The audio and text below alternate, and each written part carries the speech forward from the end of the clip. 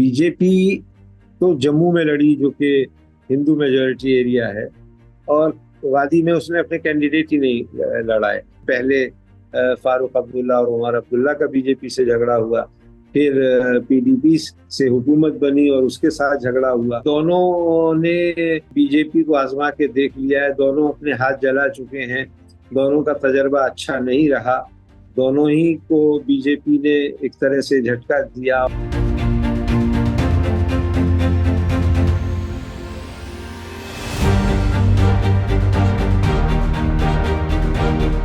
سب سے پرانی پارٹی ہے نیشنل کانفرنس کشمیر کی، شیخ عبداللہ کے زمانے سے۔ شیخ عبداللہ جب ہندوستان غلام تھا اور کشمیر میں مہاراجہ کی حکومت تھی، اس وقت وہ کشمیری عوام کے انڈسپیوٹڈ لیڈر تھے۔ پہلے انہوں نے مسلم کانفرنس بنائی تھی، پھر وہ گاندھی اور نہرو کے کہنے پر اس کو انہوں نے نیشنل کانفرنس میں تبدیل کیا۔ اس کا ایک سیکولر کریکٹر رہا، وہ صرف مسلمانوں کی پارٹی نہیں تھی، اس میں سکھ بھی تھے، ہندو بھی تھے، ڈوگرا بھی تھے، اور کافی لمبے عرصے تک خود شیخ عبداللہ وزیر اعلیٰ رہے۔ حالانکہ شروعاتی وقت میں تو وہ وزیر اعظم کہلاتے تھے، کیونکہ اس وقت کشمیر کا نومنکلیچر یہ تھا کہ وہاں صدر ریاست ہوتا تھا اور وزیر اعلیٰ کو وزیر اعظم کہا جاتا تھا۔ لیکن پھر کچھ غلط فہمی ہوئی اور انہیں جیل میں ڈال دیا گیا، کئی برسوں تک وہ جیل میں رہے، پھر جلا وطنی بھی کی انہوں نے۔ پھر اس کے بعد اندرا گاندھی کے ساتھ ان کا ایک معاہدہ ہوا جس کے تحت وہ دوبارہ وزیر اعلیٰ بنائے گئے، اور 77 میں جو الیکشن ہوئے تو یہ کہا جاتا ہے کہ کشمیر میں پہلی مرتبہ فری اینڈ فیئر الیکشنز ہوئے تھے۔ اور اس کے بعد شیخ صاحب تو بہت زیادہ دن تک زندہ نہیں رہے، 82 میں ان کا انتقال ہو گیا۔ تو اس کے بعد فاروق عبداللہ جو ان کے بڑے بیٹے ہیں وہ وزیر اعلیٰ بنے، ان کی بھی مرکز کے ساتھ نوک جھونک چلتی رہی، ان کی حکومت کو برخاست کر دیا گیا، ایک بار نہیں 2-3 بار۔ اور پھر اب جب واجپئی صاحب کی حکومت بنی تو اس وقت عمر عبداللہ جو ان کے بیٹے ہیں وہ مرکز میں وزیر بنے بی جے پی کی قیادت والی حکومت میں، اور ان کی کشمیر میں بھی کچھ انڈرسٹینڈنگ تھی، لیکن پھر کچھ کنفیوژن ہو گیا، پھر کچھ باتیں ایسی ہوئیں کہ بی جے پی اور پی ڈی پی نے مل کر کے حکومت بنائی تھی لاسٹ ٹائم، لیکن اس بار پاسا پلٹ گیا اور لوگوں نے ان میں اپنا اعتماد ظاہر کیا، اور اب وہ ریاست کے اگلے وزیر اعلیٰ ہونے والے ہیں۔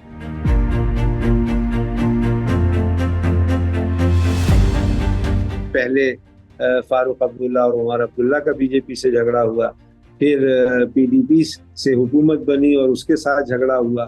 کوئی سوچ بھی نہیں سکتا تھا کہ بی جے پی اور پی ڈی پی مل کر کے ریاست جموں کشمیر میں حکومت بنا سکتی ہے، لیکن وہ معجزہ بھی ہم نے ہوتے ہوئے دیکھا۔ اس کا ایک کامن منیمم پروگرام بھی بنایا گیا، لیکن پھر بی جے پی اس سے بھی منحرف ہو گئی۔ دونوں نے بی جے پی کو آزما کے دیکھ لیا ہے، دونوں اپنے ہاتھ جلا چکے ہیں، دونوں کا تجربہ اچھا نہیں رہا، دونوں ہی کو بی جے پی نے ایک طرح سے جھٹکا دیا، اور وہ ایمانداری کے ساتھ کام نہیں کیا۔ بی جے پی تو جموں میں لڑی جو کہ ہندو میجورٹی ایریا ہے، اور وادی میں اس نے اپنے کینڈیڈیٹ ہی نہیں لڑائے، تو اس کو معلوم تھا کہ وہاں اس کو کینڈیڈیٹ ملنا بھی مشکل ہو جائے گا۔ تو ان کو تو یہ معلوم تھا کہ ہم حکومت بنانے نہیں جا رہے ہیں، لیکن وہ یہ خواب ضرور دیکھ رہے تھے کہ اگر ہنگ اسمبلی آتی ہے اور انڈیپینڈنٹ زیادہ جیت جاتے ہیں اور کسی بھی اتحاد کو یا جماعت کو واضح اکثریت نہیں حاصل ہوتی ہے، تو ویسے میں ہم سنگل لارجسٹ پارٹی کے طور پہ حکومت بنائیں گے، یہ ایک کامن پریکٹس ہے۔ اور چونکہ لیفٹیننٹ گورنر ان کا ہے تو وہ فوراً انہیں اوتھ بھی کرا دیتا۔ لیکن اب بی جے پی کا کھیل یہ بگڑ گیا کہ وہ انہوں نے جو پلان بنایا تھا وہ کامیاب نہیں ہوا۔ اب نیشنل کانفرنس کی اپنے ہی دم پر واضح اکثریت حاصل ہو گئی ہے 90 رکنی اسمبلی میں، تو اب بی جے پی تو یہ ہے کہ ایز اے اپوزیشن پارٹی ہی وہ کنسٹرکٹیو سپورٹ دیتی ہے یا دوسری طرح سے اپوز کرتی ہے نیگیٹو مائنڈ سیٹ کے ساتھ، یہ تو بی جے پی کی بات ہے۔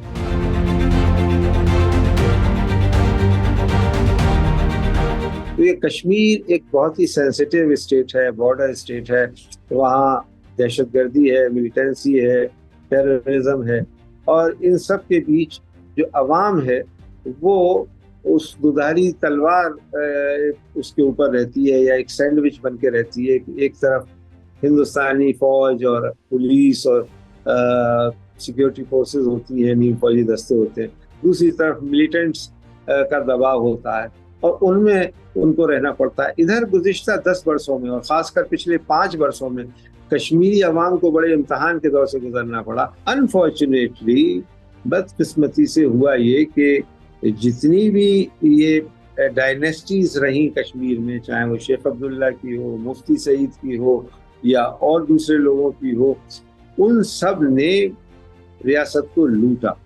ये एक आम तस्वर है। दूसरा ये कि उनको घरों में कैद कर दिया गया। कैसा महसूस होता होगा कि किसी आदमी के घर से निकलने में पाबंदी लगा दी जाए 1-2 साल नहीं, कई साल तक। तो अब मुझे लगता है कि कश्मीर में एक नई सुबह का आगाज हुआ है। एक नया कश्मीर अब बनाने का वक्त आया है, जो कि नेशनल कॉन्फ्रेंस का बड़ा पुराना मंशूर भी रहा है। अब वो कश्मीर कैसा बनता है, वहाँ आवाम कैसा महसूस करते हैं, और मरकज़ की क्या दखलंदाजी रहती है, ये देखने वाली बात होगी। लिहाजा फिलहाल इस पर कोई पेशीन गोई नहीं की जा सकती।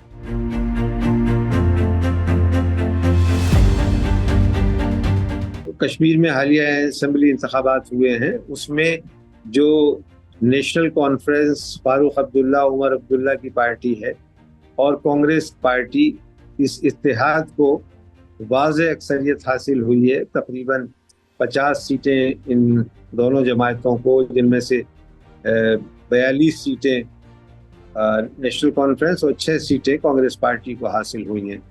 और जो हिज़्ब इख्तिलाफ की सबसे बड़ी पार्टी बन के उभरी है, भारतीय जनता पार्टी, उसे तकरीबन 22-23 सीटें मिली हैं, और कुछ आज़ाद उम्मीदवार जीते हैं।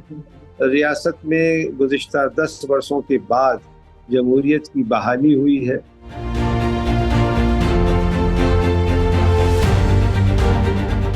अगर वैली के यानी वादी के कुछ इलाकों को छोड़ दिया जाए तो बड़ी कसीर तादाद में लोगों ने वोट दिया है, और ये बड़ी एक खुशाइन बात है, क्योंकि पिछले कई वर्षों से लगातार बायकॉट हो रहा था। जो भी इंतखाबात होते थे, चाहे वो पार्लियामेंट के हों, असेंबली के हों, या इलाकाई हों, बल्दियाती इलेक्शन जिन्हें आप कह सकते हैं। और मगर इस मरतबा ऐसा लगता है कि वादी के लोगों ने भी, और जम्मू के लोगों ने भी, और जो कश्मीर का बाकी हिस्सा है उसमें भी काफ़ी बड़ी तादाद में लोग आए वोट देने के लिए।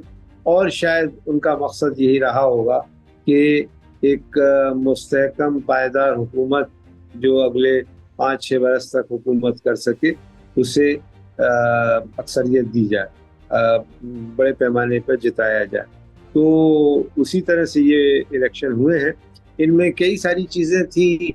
ये कहा जा रहा था कि जमात इस्लामी ने इस पहली बार कई दहाइयों के बाद इलेक्शन में पार्टिसिपेट किया या सपोर्ट किया कुछ आज़ाद उम्मीदवारों को, लेकिन उसे कोई कामयाबी नहीं मिली। फिर 1-2 छोटे आज़ाद पार्टियां हैं, जैसे मसलन इंजीनियर रशीद की पार्टी। इंजीनियर रशीद ने अभी 6 माह पहले जो लोकसभा इंतखाबात हुए थे, उसमें उन्होंने उमर फारूक को हराया था, और वो जेल में थे, जेल से रिहा किए गए। तो लग ही रहा था कि शायद उन्हें कुछ हिमायत हासिल होगी अवाम की वादी में, लेकिन ऐसा कुछ नहीं हो सका।